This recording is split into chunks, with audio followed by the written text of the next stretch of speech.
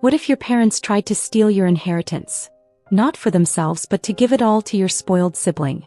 Imagine finding out your entire childhood was just a setup for betrayal.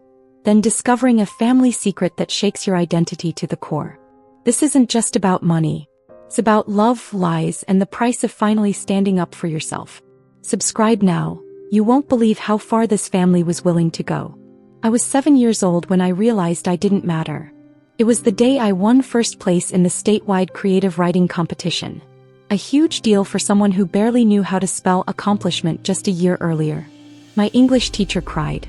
The principal made an announcement over the intercom. They even planned a little assembly where I would read my story aloud. But that day my house was filled with pink balloons, sparkly streamers, and a life-size princess carriage cake. Not for me, for my sister Layla. Her 5th birthday party was a full-blown carnival. Face painters, pony rides, even a magician. Meanwhile, I stood by the window still holding the certificate from school in my hand. My mom walked by, barely glancing at it, and said, "Sweetie, can you help set up the plates?" No one ever asked me how the assembly went. That moment set the tone for the rest of my childhood. Layla was the center of every room, every dinner conversation, every photograph on the mantle. I learned to be the background, the helper, the one who didn't need much, the one who understood. Birthdays became a joke. Mine were marked by store-bought cakes and dinners at chain restaurants, while Layla's included party planners and themed gift bags. Once when I turned 10, my parents forgot the candles. I blew out the lights on a half-melted ice cream cake while Layla complained about the flavor. Gifts. I saved up for months to buy my own bike. Layla cried when she saw it, and the next day she had a shinier, newer one with streamers on the handles. My parents didn't even pretend to make it fair. "She's just younger," my mom would say. "Let her have this one." What about school? My parents missed nearly all of my events: science fairs, debates, school plays. One time I had the lead role in a 4th grade performance. They showed up late and missed my entire scene because Layla had a stomach ache, which magically vanished the moment they got home. I kept trying anyway.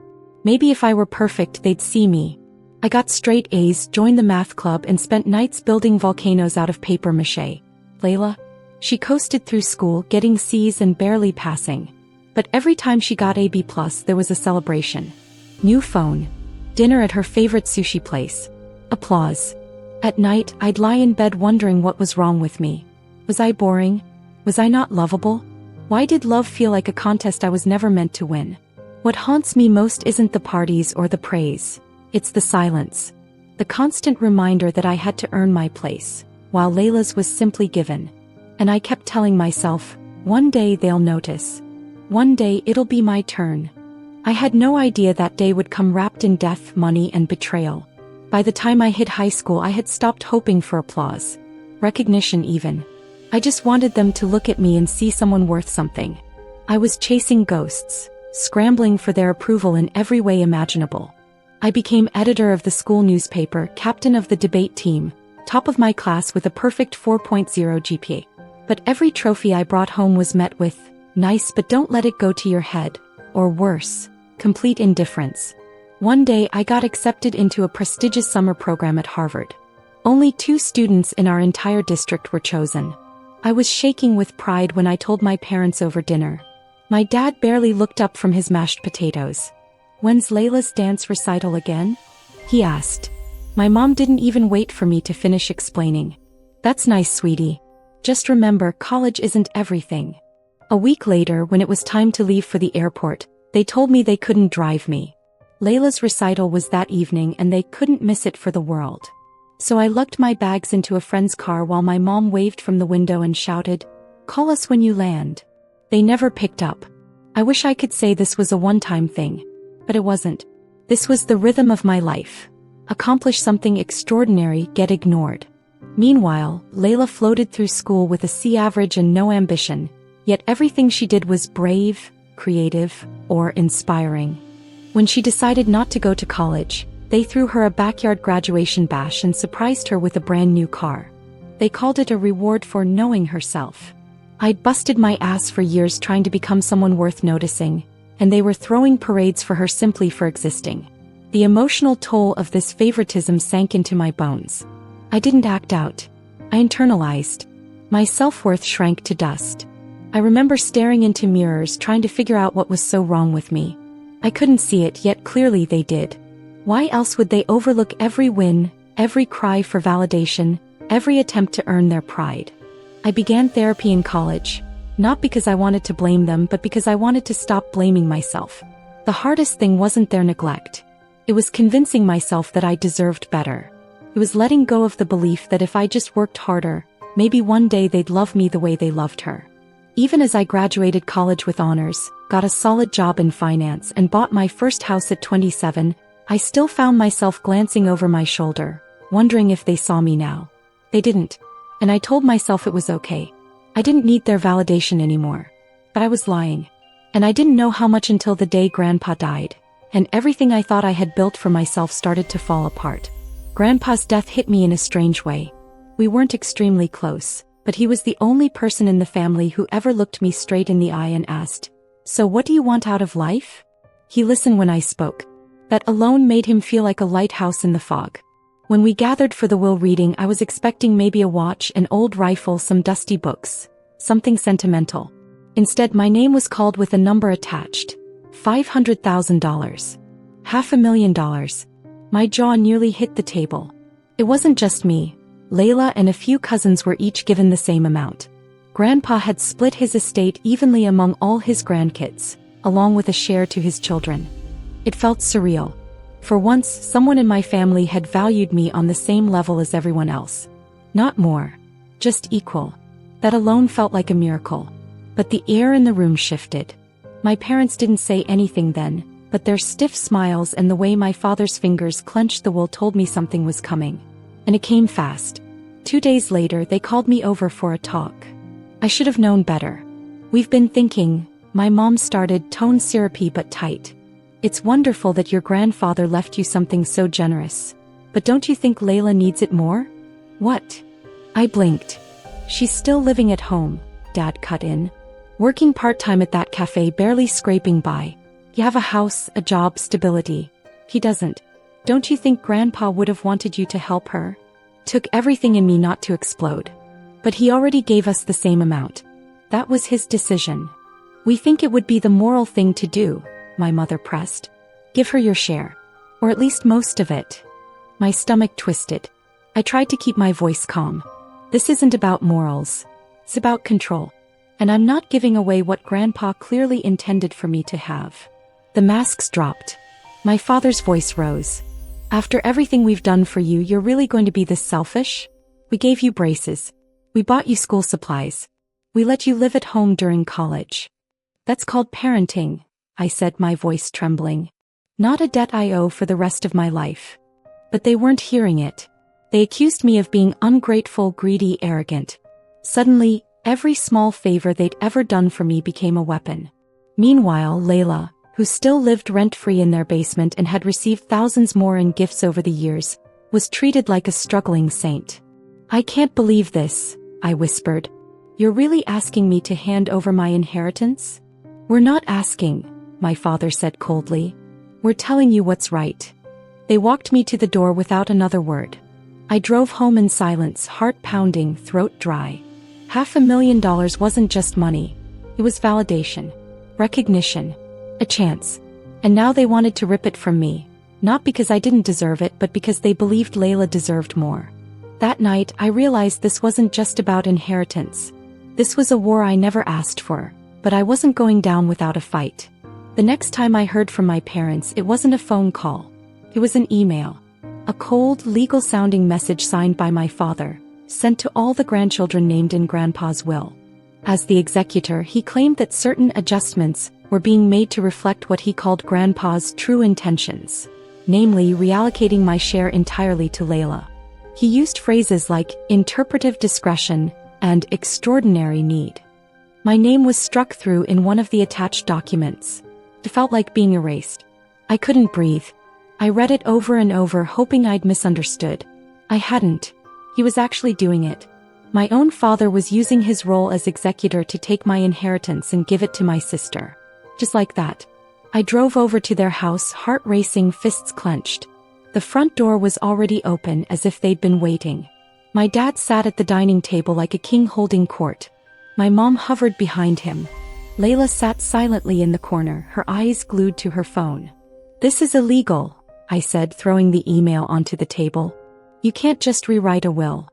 "I'm not rewriting anything," my father said smoothly. "I'm interpreting it. Your grandfather didn't understand Layla's situation when he wrote it. If he had, I'm sure he would have adjusted things. That's not your call." "It is now," he said. "As executor, I have responsibilities. Layla's future depends on this." "And mine doesn't?"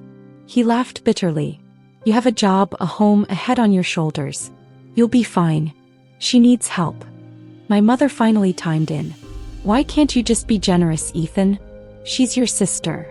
"She's 30, I snapped. "She's not a child. And this isn't generosity. It's theft." They didn't flinch. I turned to Layla. "Say something. Do you really think this is okay?" She shrugged, still not looking up. "I don't know. Mom and Dad know best." That broke something in me. I pulled out my phone and hit record. My dad's eyes narrowed. "What are you doing?" "Protecting myself," I said. "Because if you go through with this, I will take legal action. I'm not letting you rob me just because I didn't spend the last 20 years playing the helpless victim." My mom gasped like I'd slapped her. "How dare you speak that way about your sister? How dare you treat me like a stranger?" I said, voice shaking. They shouted. I shouted back. The air turned thick with years of unspoken resentment. Every forgotten birthday, every school play they missed, every condescending "that's nice, sweetie," it all came flooding out. "I see now," I said, backing toward the door. "I was never your son. I was just the one who made you look good while you poured everything into her." My father's face went red. "If you walk out with that money, you walk out of this family. Then I guess this is goodbye." And I left. But I wasn't going to fight this battle alone. There was one person left who could stop him. Someone with more power than he realized. I don't know what I expected from Layla. Maybe a flicker of discomfort, a whisper of protest, anything. But as I stood there, being cornered like a criminal in the house I grew up in, she just stared at her phone like none of this involved her. I walked out that day not just angry but gutted. Because for all the chaos, all the dysfunction, I still thought maybe she'd see it too. That what our parents were doing was wrong. That this wasn't just about money. It was about a lifetime of being pushed aside so she could shine. I waited 3 days before I reached out. I needed to hear her voice. I needed to believe she was better than their silence. We met at a quiet coffee shop near the library where we used to go as kids. I bought her tea. She thanked me, then sat across from me with her arms folded like a stranger. "I just wanted to talk," I said carefully. "Just us. No drama. I'm not mad at you. I need to understand." She stirred her tea without looking up. "There's nothing to understand. Mom and Dad are just trying to help me. They love you too, you know." I almost laughed. "Is that what you think this is? Love?" "They're just doing what they think is fair," she replied. "You're fine, Ethan. You always land on your feet. I'm not like you." "I didn't land on my feet," I snapped, then caught myself. "I clawed my way up. I worked. I sacrificed.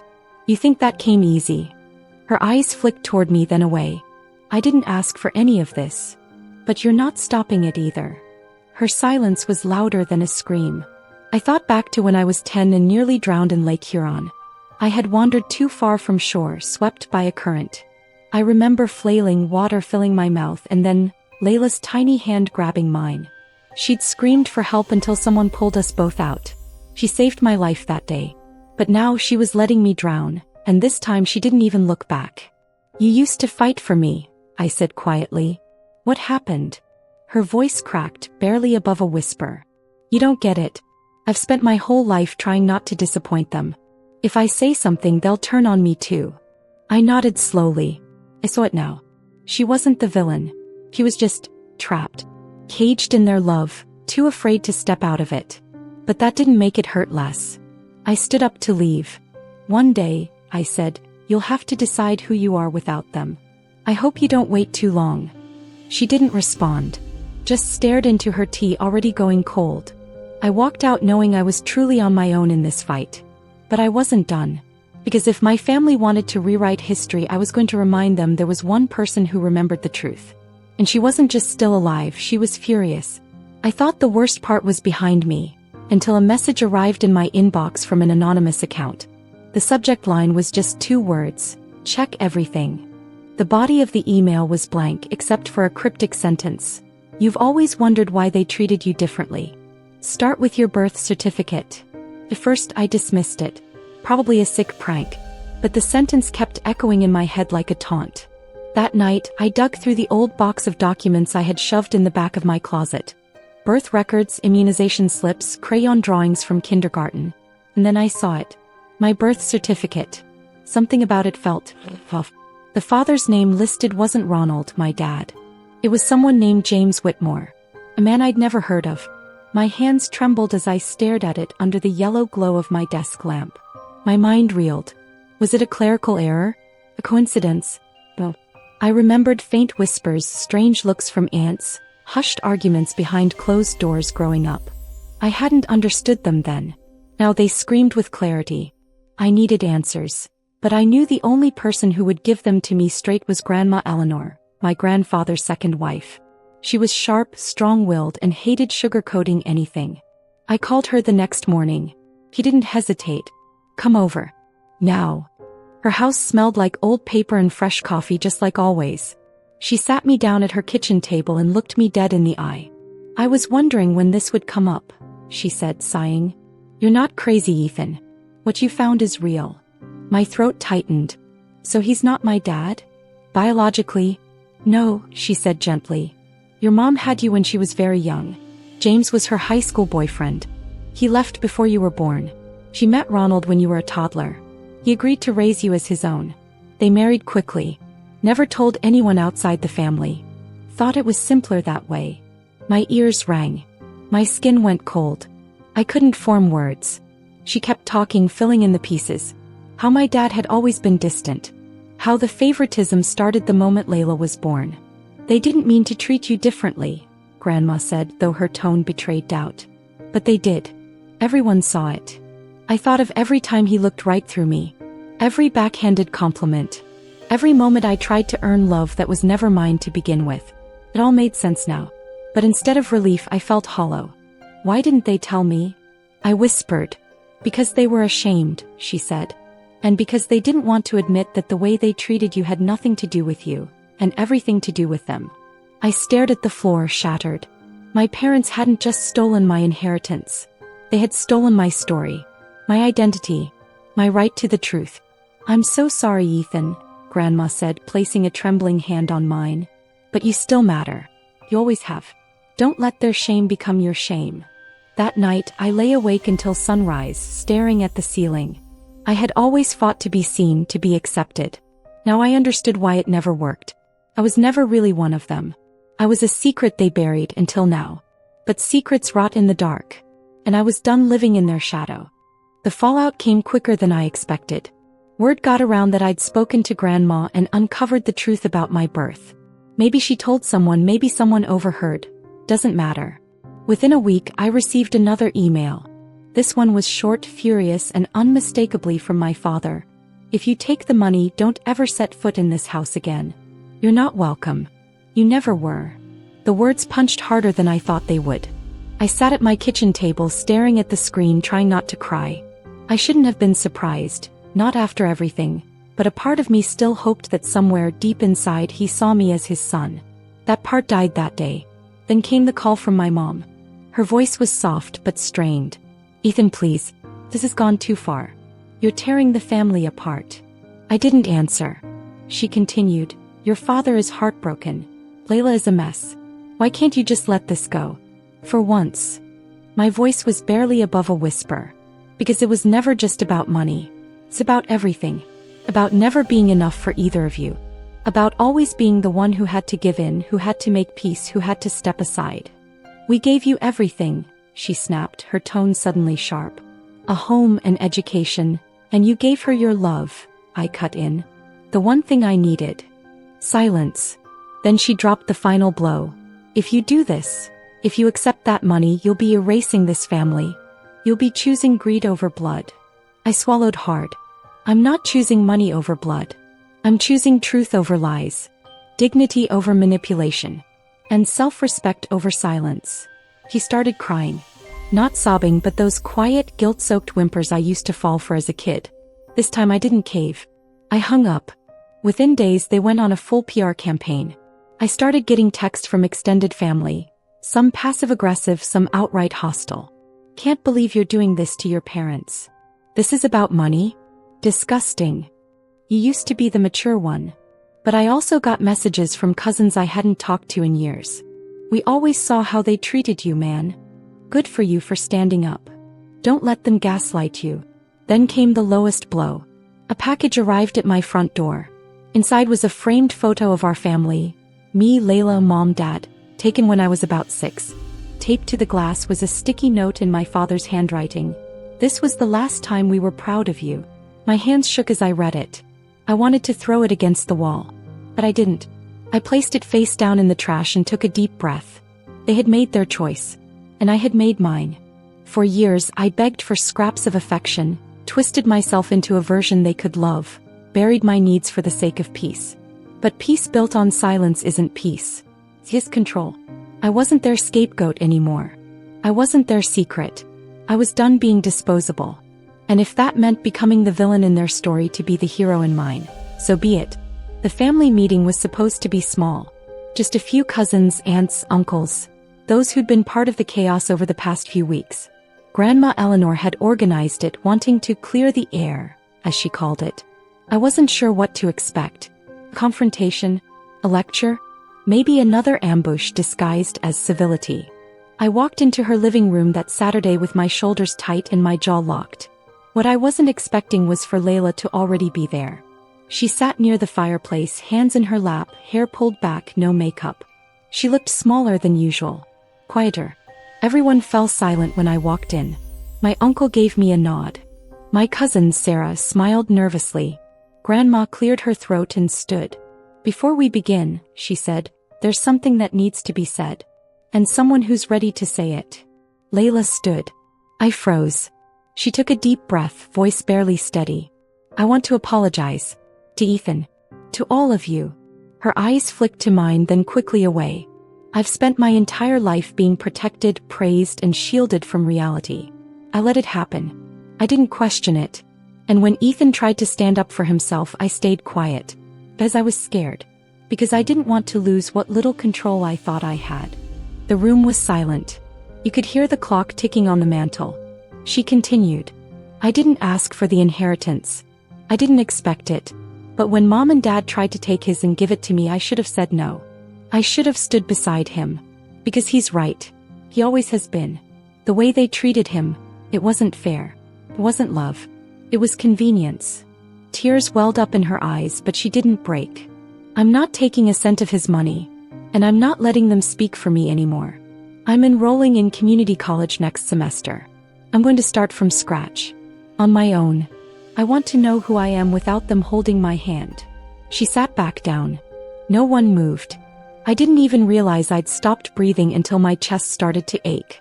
For the first time in years she saw me, not as a rival, not as a fallback, but as her brother. Later, when the meeting broke into murmurs and side conversations, she approached me. Her voice was low. I meant every word. I know, I said. I'm sorry I didn't fight for you sooner. I shook my head. You're fighting now. That's what matters. We talked for hours that night. About our childhood, the things we remembered, and the things we wished we didn't. She told me how exhausted she was, always trying to live up to the image our parents had built for her. How sometimes being the golden child felt like a cage. For the first time our pain overlapped. Different wounds, same source. We left Grandma's house under the same sky, side by side. No one could undo what had been done. But redemption doesn't erase the past, it rewrites the future. And for the first time in a very long time, that future felt possible. Sometimes, doing the right thing means becoming the villain in someone else's story. I didn't want to break my family. I didn't want to uncover secrets, ignite battles, or walk away from the people I once begged to love me. But I couldn't keep pretending that silence was loyalty. I chose truth. I chose myself. And Layla, she chose to wake up. That choice cost us the illusion of peace, but it gave us something real. I still don't speak to my father. My mother has reached out here and there. There's distance but less venom. I don't know what the future holds for us, but I know what I'm building now, with my own hands, my own name, and finally my own voice, is something worth protecting. So now I ask you, if your family demanded your silence to keep things harmonious, would you give in, or speak up? If truth meant losing the people who raised you, would you still chase it? And if standing your ground made you the villain in their eyes, would you still do it? I did. And I'm finally free.